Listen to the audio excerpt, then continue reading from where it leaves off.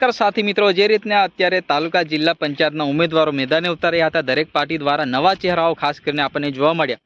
અહીંયા વાત કરીશું આપણે આમ આદમી પાર્ટી દ્વારા જે ચહેરાઓ આપણને જોવા મળ્યા છે, એ ચહેરાઓ અત્યારે નવા જીતીને આવ્યા છે, કારણ કે લોકોએ જનતાએ જે વિશ્વાસ મૂક્યો છે આમ આદમી પાર્ટી ઉપર. તો મિત્રો આપણે અહીંયા વાત કરીશું કુકરદા જિલ્લા પંચાયતની અંદર આવતા ધારસિમેલ તાલુકા પંચાયતના ઉમેદવાર અહીંયા ખૂબ સારી લીડથી જીતીને આવ્યા છે અને ખરેખર જનતાએ વિશ્વાસ મૂક્યો હતો કે ભાઈ આ વખતે અમારે બદલાવ લાવવું છે. બદલાવના મૂડમાં જે લોકો અહીંયા જોવા મળ્યા અને ખરેખર જે પરિણામ આવ્યું એ પણ અહીંયા ચોક્કસ પ્રકારમાં જે લોકો અને જનતા દ્વારા બતાવવામાં આવ્યું કે ભાઈ અમે આ વખતે બદલાવ લાવીને રહીશું અને કરીને બતાવ્યું.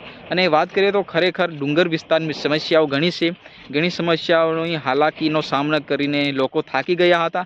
હવે નવી પાર્ટી સાથે એમને ભરોસો રાખ્યો અને અહીંયા જે પાર્ટીના ઉમેદવારો જીતીને આવ્યા છે, જે અહીંયા વિજય થયેલા ધારસિમેલ પંચાયતના ઉમેદવારનું જે ઇન્ટરવ્યૂ પણ આપણે જોઈ લઈએ.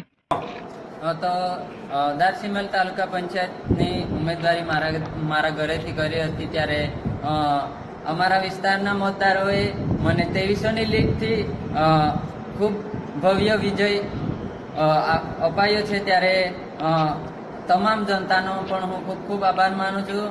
આવનારા દિવસોમાં ડુંગર વિસ્તારમાં અમારી ખાસ કરીને તો અમારી તાલુકા પંચાયતની અંદર જે કંઈ સમસ્યા છે, રોડ છે, રસ્તા છે, પાણી છે, એના માટે ખાસ અમે અવાજ ઉઠાવતા રહીશું. અને ભાજપની જેમ અમે કાગળ પર વિકાસ નથી બતાવવાના, અમે 5 વર્ષનો હિસાબ અમે કમ્પ્લીટ બતાવીશું. તો તમામ જનતાનો હું ખૂબ ખૂબ આભાર માનું.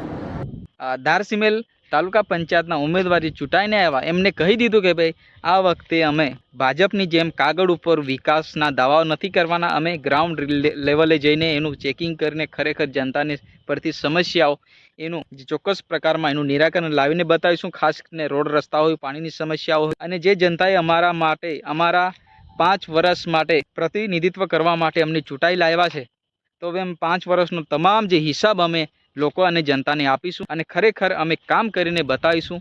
આ પ્રકારનું નિવેદન આવ્યું છે. પરંતુ જે રીતના અહીંયા ખરેખર આમ આદમી પાર્ટીના નવા ઉમેદવારો જાહેર કરતા એ પણ ચૂંટાઈને આવવું ખરેખર વિચારવા જેવી બાબત છે. અને ક્યાંક લોકોએ અહીંયા બદલાવ લાવવાની ખાસ કરીને કોશિશ કરી છે. અહીંયા દેખાઈ આવતું આપણને પરિણામ અહીંયા જોવા મળી રહ્યું છે. જી હા મિત્રો, ફરી મળીએ આવા તરત નેક્સ્ટ વિડીયોમાં. ત્યાં સુધી જય હિન્દ, વંદે માતરમ.